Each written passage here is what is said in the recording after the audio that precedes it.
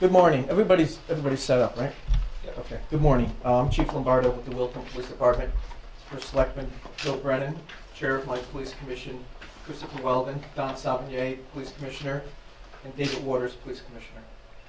And to Chris's right is Mark Ketley, former Police Commissioner, who was on the commission when this incident took place, and the commander of our Detective Bureau. To his right, Lieutenant Don Wakeman. Yesterday, late afternoon, the Wilton Police Department obtained an arrest warrant for a juvenile in regards to the death of Nicholas Parisot on June 13th in 2008.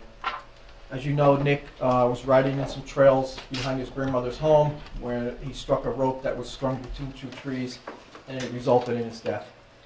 The police department has worked on this relentlessly for 4 years, over 4 years. We have interviewed many people, some multiple times, and most people have been very cooperative with us. The accused is a juvenile who lives in California. Under juvenile law, I cannot release his name or any identity to the public. He is presently being held in Orange County, California. He was arrested last night at approximately 7 p.m. at his home by a Wilton police detective and California police detectives.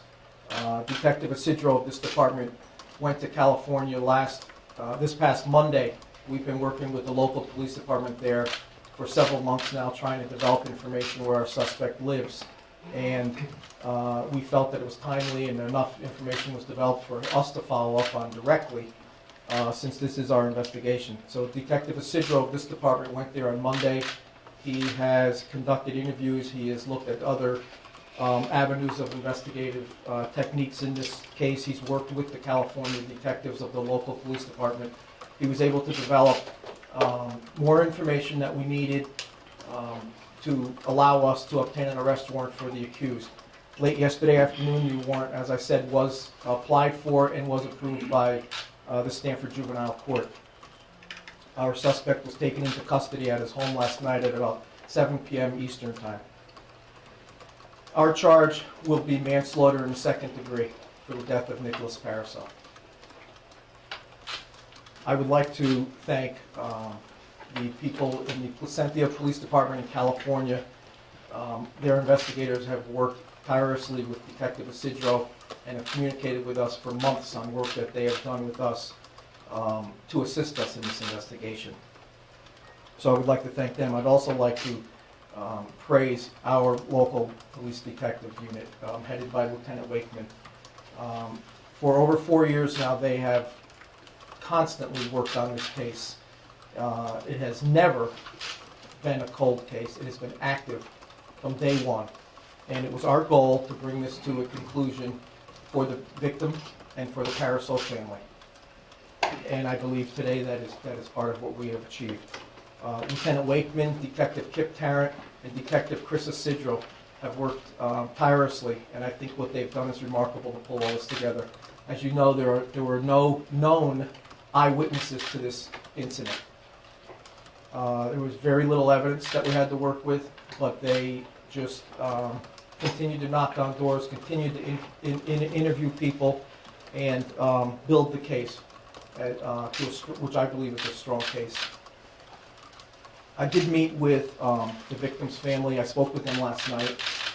They're aware of the status of the case, and they're aware that an arrest was made last night. Mr. Brennan, would you have anything to say? Thank you, Chief. Thanks again for coming. This is not a joyful occasion. The loss of Nick Parisot, a 13-year-old boy in the prime of his life, was a tragedy not only for his family, but for the entire community of Wilton. As a result, the investigation of this homicide by our police department has been the #1 priority for the last 4 years. Unfortunately and sadly, the long investigation was frustrated by a lack of cooperation from individuals who the police believed had relevant information.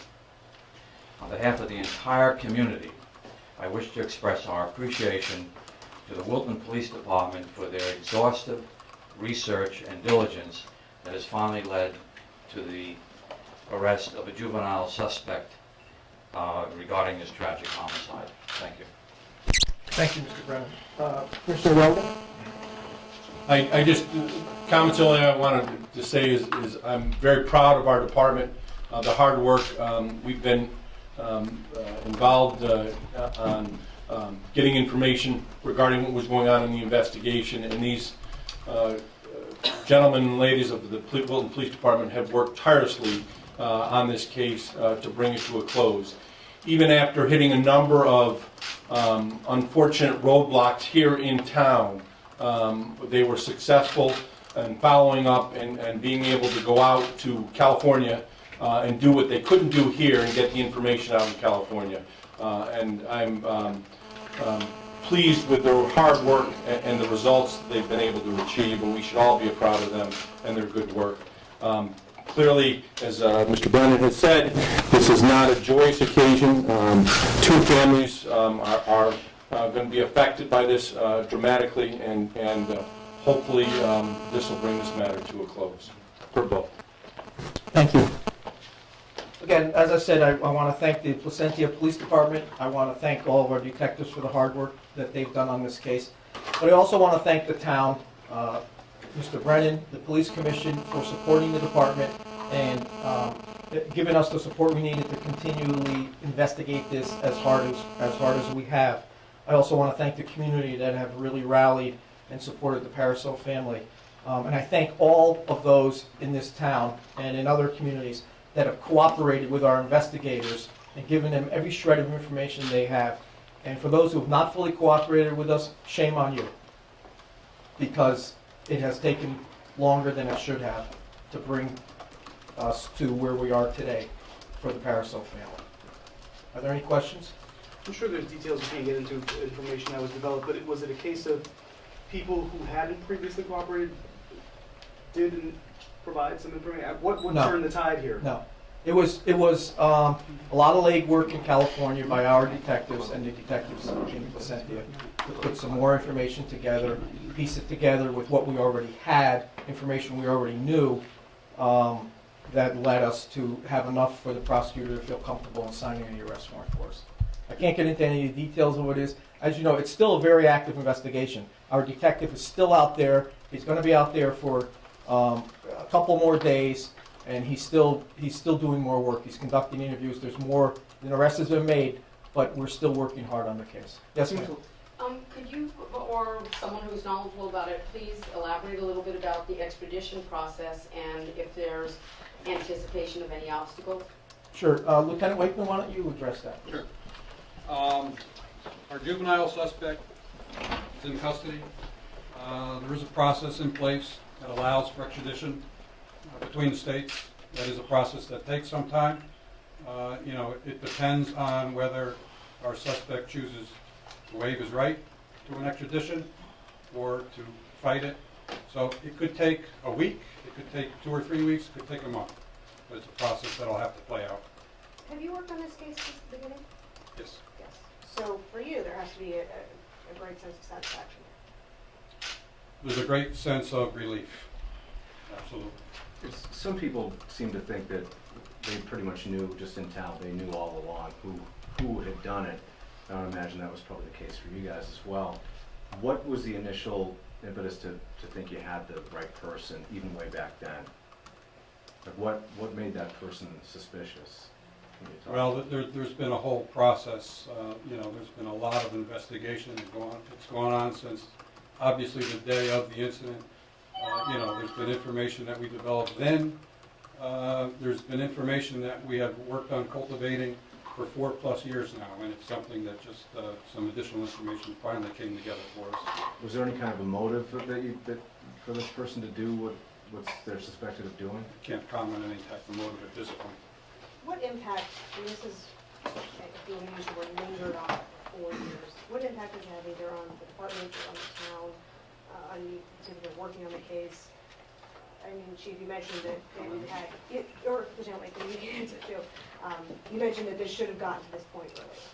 Well, it's been very frustrating. As I said, we've said it all along for 4 years now that there have been some that just have not fully cooperated, and we believe that if there was full cooperation with the investigators, we would have had this meeting a long time ago. Can you tell us how old this juvenile is? No, I'd rather not get into his age. Is he a juvenile now, or was he a juvenile when it happened? He's a juvenile, Now. yes. Is it accurate to say that he lived in Placentia? He does reside there. Are there any additional suspects? I'd rather not get into anything right now, Corey, only because, as I said, it's an active investigation. We're still working on things, we're still conducting interviews, there's still more work for us to do. You Is it cited possible lack more of, charges will be brought forward in terms of obstruction of justice? I beg your pardon?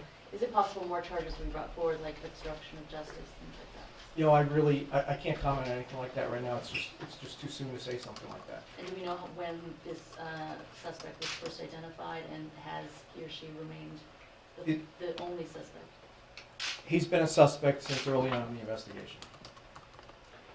you cite the lack of physical evidence, which means that it's circumstantial or based on the testimony of others. Are you concerned that the passage of time can weaken the case in terms of No, the I strength think- of the case?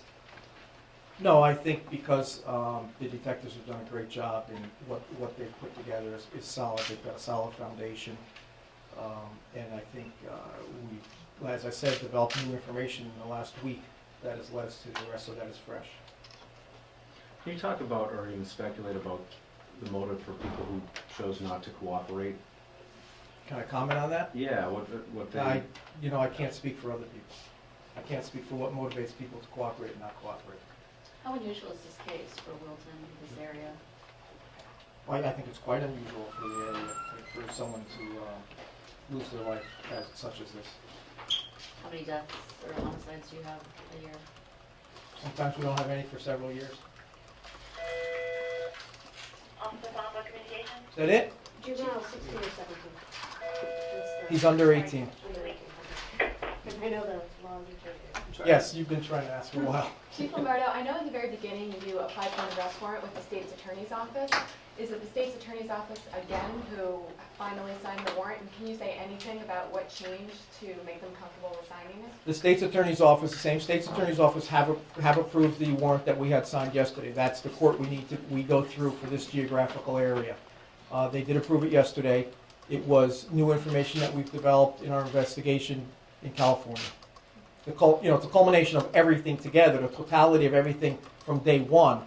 But this is what led us to now have enough there for an arrest warrant. Is that the legal law? Stanford Court.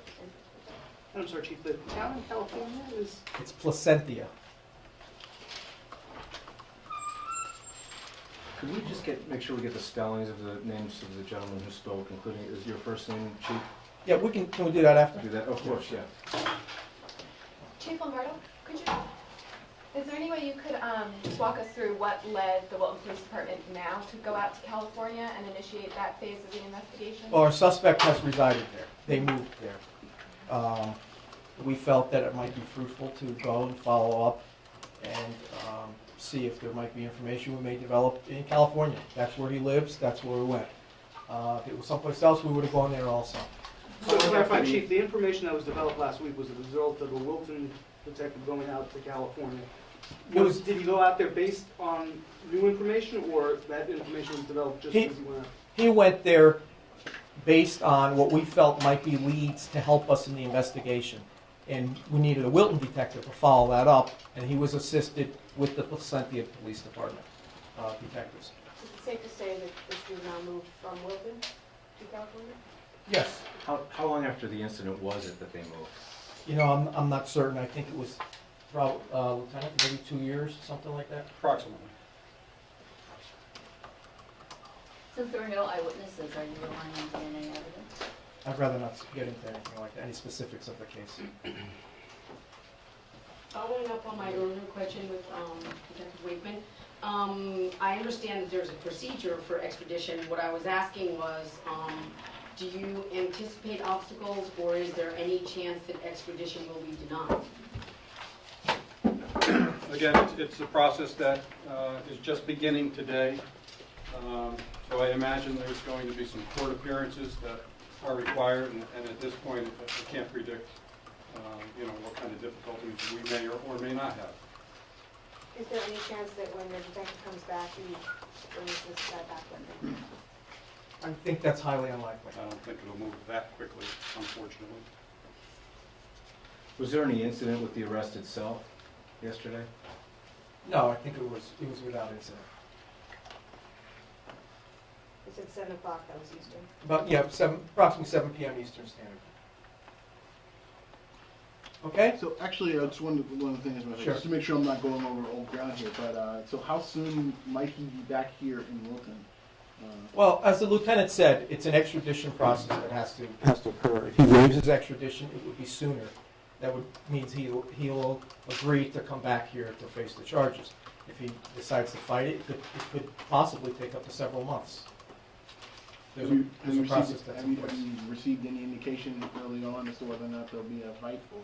No, I just don't know.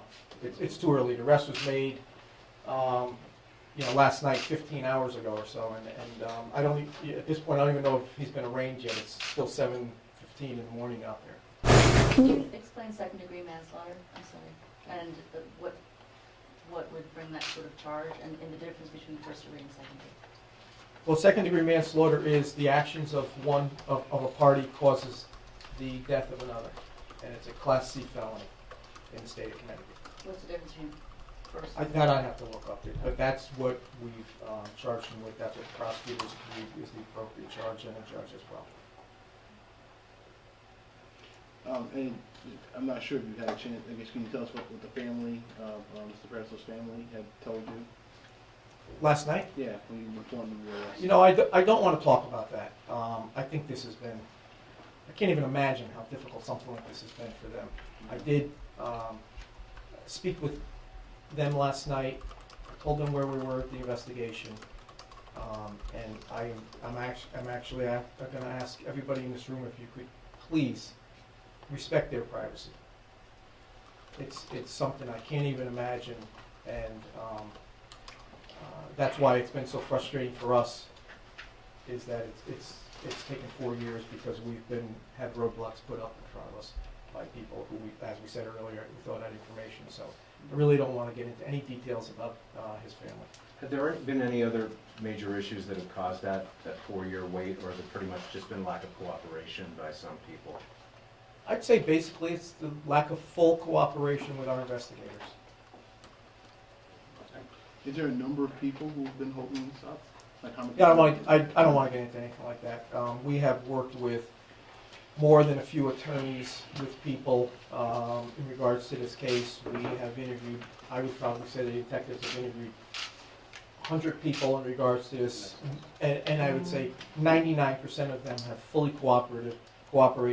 They've been extremely supportive of the Parisot family, and that's what this is all about. That's why we have just been relentless and have not let up, and that's why we sent somewhere 3,000 miles to continue this investigation, because we owed it to Nicholas and we owed it to his family, and that's what this is all about. Okay? Thank you very much. Okay, actually, is he being held on bail at all? He hasn't been arraigned as far as I know, so I don't know what the status is. He's gonna be arraigned today? I would think so. I'm not certain. Thank you. Thank you.